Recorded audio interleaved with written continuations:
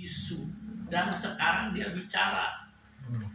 Ya, jadi anaknya bisa bicara padahal dia bisu, dia bisa ngomong begitu. Itu suatu mujizat. Jangan pernah berhenti percaya kepada Tuhan Yesus. Mujizatnya masih nyata. Amin. Gitu. Ya, itu saja. Amin. Yes. Jadi kembali lagi kepada Oke. firman. Sekarang Sebelum saya kita apa kita doa atau kita nyanyi persiapan dulu? Iya udah Pak Langsung. James, Pak James. Apa sih? ya. Saya juga mau bicara ini satu. Ini ada cerita kisah nyata yang dibuat jadi lagu. Saat peperangan yang memanjang di Jepang dulu nih, anak ini membawa adiknya yang telah mati di atas pundaknya untuk dimakamkan. Seorang tentara yang melihat keadaan ini berseraya berkata, "Buang saja supaya kamu tidak capek." Si kecil menjawab, "Dia tidak berat. Dia adikku." Ini saya terusin. Tentara mulai paham, lalu pecah tangisan. Sejak saat itu gambar di atas menjadi simbol, ada gambarnya di sini, menjadi simbol persatuan di Jepang. Alangkah indahnya itu bila menjadi moto kita semua. Dia tidak berat, dia saudaraku. Jika dia jatuh, aku angkat. Jika ia capek, aku tolong. Jika ia lemah, aku kuatkan. Jika dia salah, aku maafkan. Jika seandainya saja semua meninggalkannya, akan aku bawa dia di atas pundakku. Sungguh dia tidak berat, ia saudaraku. Ini kalau bahasa Inggris, akhirnya menjadi lagu ini. Tahu nggak lagu ini? Ian Heavy is my brother. Nah ini memang lagu ini akhirnya True story. Ya, true story. Sampai akhirnya jadi motonya Jepang. Ini kalau diartikan yang tadi saya baca tuh. Nah, udah, kita nggak mau dengerin lagu ini, tapi saya mau firman. Oke, kita berdoa sebentar. Bapa di surga, terima kasih Tuhan, Engkau telah mengumpulkan kami di sini untuk memberikan mendengarkan firman-Mu. Bukalah pintu hati kami masing-masing agar dapat menerima apa yang Kau firmankan. Terima kasih Tuhan, berfirmanlah, kami siap untuk mendengar. Di dalam nama Yesus kami berdoa. Amin. Ya. Firman judulnya titik balik. Kita coba buka di Lukas 24. Lukas 24 ayat 13 sampai 16.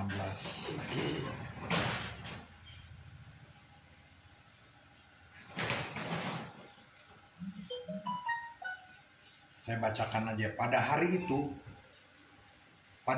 juga 2 orang dari murid-murid Yesus pergi ke sebuah kampung bernama Emmaus yang terletak kira-kira 7 mil jauhnya dari Yerusalem. Jadi 2 orang ini pergi ke arah Emmaus, meninggalkan Yerusalem ya berarti ya. Dan mereka bercakap-cakap tentang segala sesuatu yang telah terjadi. Kalau nggak salah ini waktu Yesus sudah meninggal nih, sudah disalib. Ketika mereka sedang bercakap-cakap dan bertukar pikiran, datanglah Yesus sendiri mendekati mereka, lalu berjalan bersama-sama dengan mereka. Tetapi ada sesuatu yang menghalangi mata mereka sehingga mereka tidak dapat mengenal Dia. Ini semua kita tahu. Sekarang kalau dilihat mereka tuh murid Yesus yang mungkin 1 minggu yang lalu murid Yesus disalibkan, berarti dia masih kenal dong. Iya. Tapi mengapa dia bisa nggak kenal? Ada yang datang, Yesus datang ngobrol, dia bisa nggak tahu. Jadi mengapa mereka tidak tahu yang bercakap-cakap dengan mereka adalah Tuhan Yesus? Kita lihat. Yang pertama adalah lihat di ayat tadi yang 13 kan. Apa sih firmannya? Nah, Di Kisah. yang pertama Alamatnya Kisah Para Rasul. Di Lukas. Lukas 24. Ya, Lukas 24 Lukas 24 ayat 13 sampai 15. 13 Di ayat sampai 13 tadi, pada hari itu dua orang muridnya pergi ke sebuah kampung bernama Emmaus. Cuma 7,5 mil dari Yerusalem. Berarti mereka keluar dari Yerusalem, meninggalkan Yerusalem. Jadi yang pertama sampai dia tidak bisa mengenal Yesus adalah mereka menjauhi Yerusalem. Kita harus tahu apa itu Yerusalem. Yerusalem ada yang bilang keluarga, Ya. ada Yerusalem yang bilang adalah hadirat Tuhan. Itu Yerusalem. Jadi setiap hari Pak Vicky selalu itu dalam hadirat Tuhan terus. Jadi terus dengan Yerusalem itu artinya. No. Jadi Yerusalem ada gambar, ada hadirat Tuhan. Jadi kalau kita meninggalkan Yerusalem berarti hadirat Tuhan kita tinggalkan. Ya. Kalau hadirat Tuhan kita tinggalkan, akhirnya kita agak sulit melihat atau mendengarkan suara Tuhan. Yes. Mungkin kita nggak kenal Tuhan datang juga kita nggak tahu, jadi lupa. Padahal kita sudah kenal Tuhan. Ini dua murid tadi. Jadi kata Yesus jangan tinggalkan Yerusalem sebelum mereka penuh dengan Roh Kudus. Ini di kitab mana pernah bilang bicara begitu. Mungkin kita sedang bingung, mungkin ada masalah, maka jangan jauh dari Yerusalem atau kuasa Tuhan. Yes. Tetap walaupun ada masalah apapun kita harus dekat. Begitu kita menjauhi kuasa Tuhan, hadirat Tuhan kita jauhi, jauh dari persekutuan dengan rekan-rekan seperti sekarang ini. Ya. Lama kita nggak berhubungan fellowship, dengar firman, dengar kesaksian, itu tuh penting. Yes. Ini berarti kita dekat di Yerusalem nih, terus hadirat Tuhan. Kalau kurang itu berkurang, kepekaan kita terhadap Tuhan pasti berkurang. Nah, ini yang tadi mereka jadi nggak lupa Tuhan datang, mereka nggak tahu siapa dia. Jadi yang kalau kita sudah dalam menjauhi Yerusalem ini, jadi jangan jauh dari hadirat Tuhan satu itu. Terus jangan jauh dari damai dan sukacita Tuhan selalu. Jangan jauh dan melenceng dari rencana Tuhan buat kita. Rencana Tuhan pengennya bagaimana, itu kita harus ikutin. Walaupun pahit, sulit dan segala macam. Jangan melenceng dari persekutuan. Ibadah kita dengan saudara-saudara seiman seperti ini. Jangan melenceng lah istilahnya, hujan nih, malas nih. Kalau bisa kita jangan gara-gara hujan kita nggak datang. Datang pasti ada sesuatu pasti. Sedikit atau enggak pasti ada. Nah, kedua, yang pertama tadi adalah karena dia menjauhi Yerusalem ya. Jadi dia seperti dibutakan. Kedua, ada sesuatu yang menghalangi mata mereka. Itu kadang-kadang menghalangi mata mereka itu masalah-masalah di luar. Jadi seperti tantangan hidup, kesulitan hidup, tantangan hidup, nggak ada duit, atau persoalan bagaimana lah, hutang piutang, pokoknya masalah lah. Itu kadang-kadang kita jadi lupa sama Tuhan. Kita menghalalkan segala cara. Wah, mesti begini, lupa. Harusnya minta maaf dulu tadi. Kita jadi nggak minta maaf dulu. Itu lupa semua yang tadi 3 hal itu.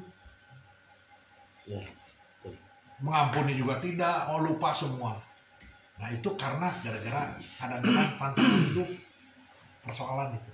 Jadi hati-hati kalau ada persoalan, hati-hati. Kita tetap harus hadirat Tuhan Yerusalem.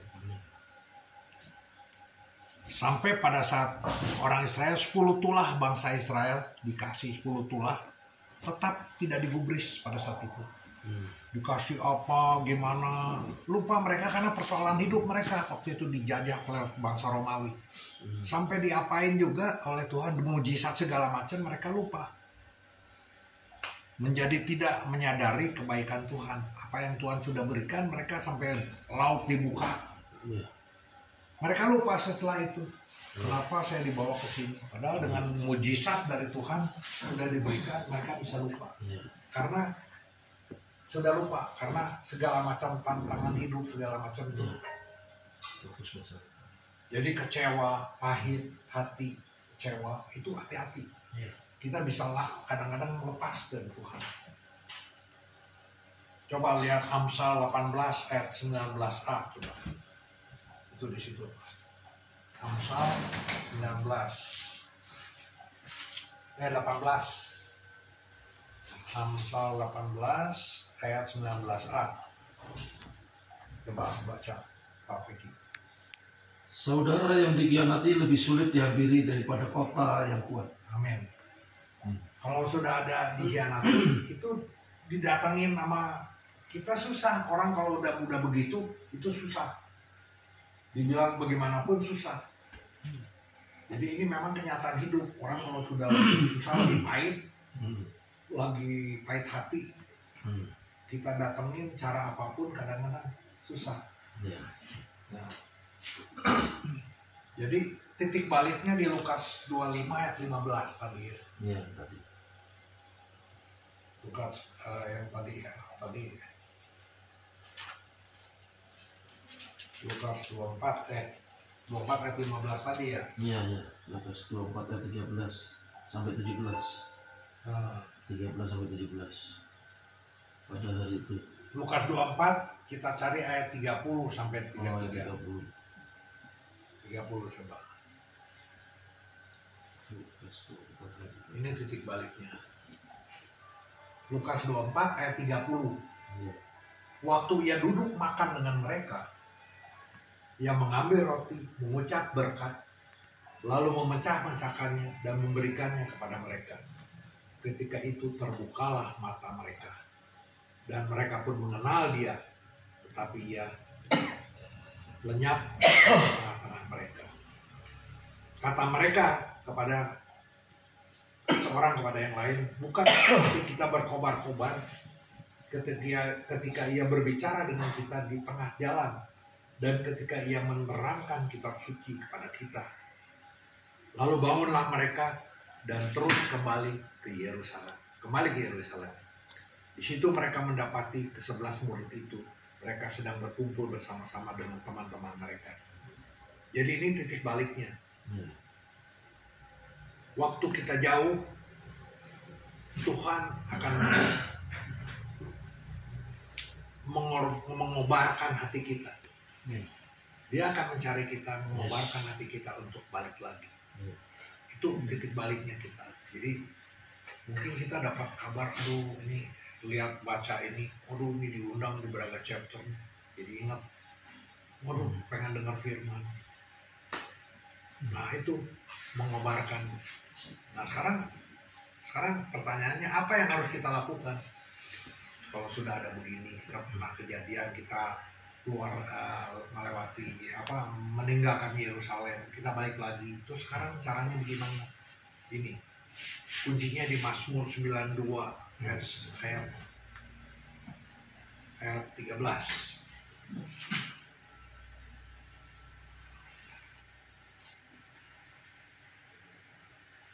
Coba ada yang bisa baca. Mereka yang ditanam di bait Tuhan akan bertunas di pelataran Allah kita.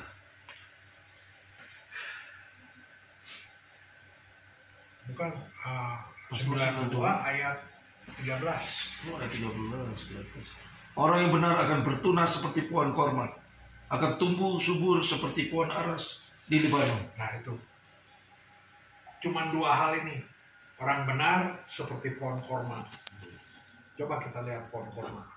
Pohon korma itu tuh, pohon ini makin besar makin lurus terus. Jadi Tuhan mau kita mengalami titik balik itu yang semakin lurus hidup kita, lurus. Jangan ada belok-belok mau kemana-mana dulu, lurus seperti korma ini. Jadi berkomitmen dengan semakin hari semakin hidup, semakin lurus. Gitu. Kita lurus di hadapan Tuhan dan manusia. Kita harus lurus. Kalau kita lurus, pasti kita kembali selalu ke Yerusalem. Selalu ada hadirat Tuhan. Itu pasti. Kedua, seperti pohon aras tadi. Pohon aras tuh makin lama makin berkualitas. Jadi kedua adalah berkomitmen dengan semakin hari semakin hidup semakin berkualitas di hadapan Tuhan dan manusia itu. Jadi dua hal. Pertama, kita lurus berarti benar-benar lurus ya. Jangan ada melenceng kemana-mana. Dan satu, kita berkualitas. Ketika kita jauh dari Tuhan, ingat Tuhan sedang mencari kita. Selalu. Jadi berarti Tuhan tidak pernah meninggalkan kita, dia selalu mencari kita. Hanya itu kira-kira firman-Nya singkat, cuma menjelaskan titik balik. Terima kasih. Amin. Amin.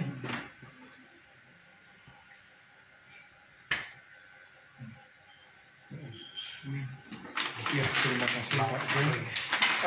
Kita akan tutup ujian. Oke. Oh, doa nanti Pak. Doa ini aja, doain Pak Ibu didoain dari sakit ya. Ya, Batuk sama flu. berdoa dia.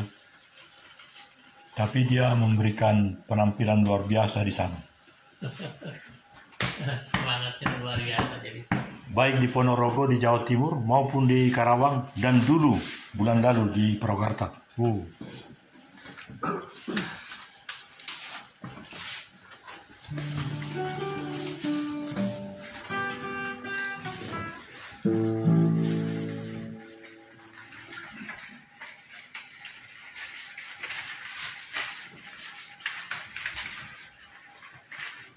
Kasih amplop.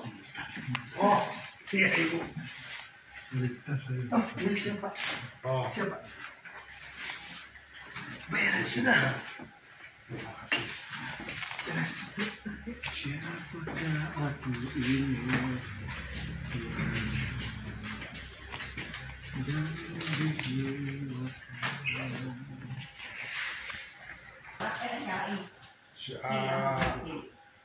Pak Wijayan doa syafaat. Iya. Iya. Doain siapa? Pak Gultom sedang sakit. Iya. Pak Herbert juga. sakit. Herbert Warwana. Iya.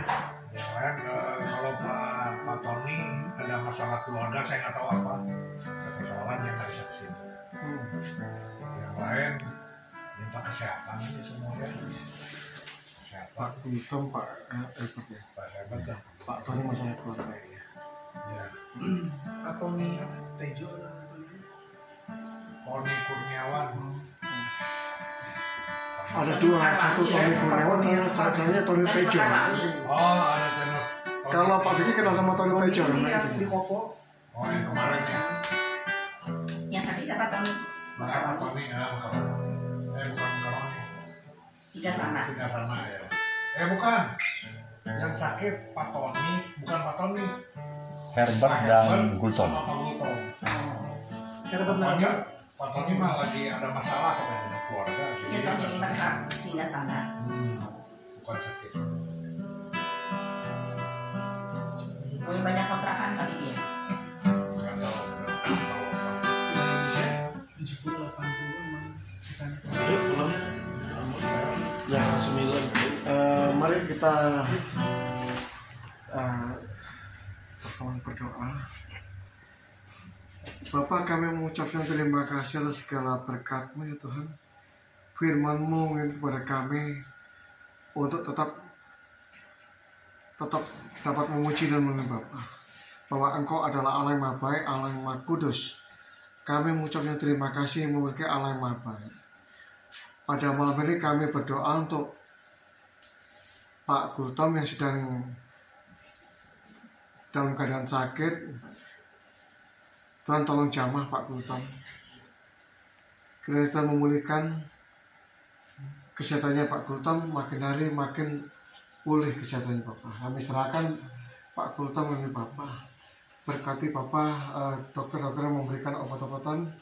Kiranya melalui obatan ini Pak Kultan dapat beraktivitas kembali, dapat pulih kembali. Kami serahkan semuanya kepada Bapak. Hanya dalam nama Tuhan Yesus, kami juga berdoa untuk Pak Helbert. Tuhan jamah pula kesehatannya. Tuhan tolong menyembuhkan Pak Helbert sehingga ia dapat beraktivitas kembali. Kami serahkan Pak Kultan maupun Pak Helbert ke dalam tangan Bapak, karena kami yakin dan percaya kuat kuasa darah Kudus Bapak memberkati Pak Kultan maupun Pak Helbert. Nama Tuhan boleh dipuji dan dipermuliakan di tengah-tengah keluarga Pak Kultan maupun Pak Helbert Bapak. Bapak, kami juga berdoa untuk Pak Tony, pergumulannya dalam kehidupan rumah tangganya, Tuhan jamah Pak Tony, istri serta anak semuanya damai sejahtera menyertai Bapak. Kami serahkan Pak Tony, kehidupan rumah tangga Pak Tony ke dalam tangan Bapak. Kami yakin dan percaya Engkau adalah nakoda dalam kehidupan rumah tangga mereka.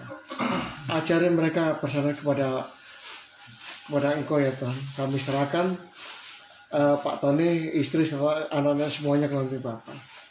Bapak, kami juga berdoa untuk persekutuan di Full Gospel ini. Tuhan berkati jiwa-jiwa yang ada dalam persekutuan ini. Tuhan memberkati satu persatu, jamuh mereka dengan kuat kuasa dan kudus Bapak. Kami serahkan persekutuan ini ke dalam tangan Bapak. Kami yakin dan percaya nama Tuhan boleh dipuji dan dipermuliakan tengah-tengah umat-Mu Bapak. Kami juga berdoa untuk terkhusus buat Pak Paulus beserta istrinya Bu Cynthia. Tuhan jamah, Tuhan berkati kesehatannya, anak-anaknya.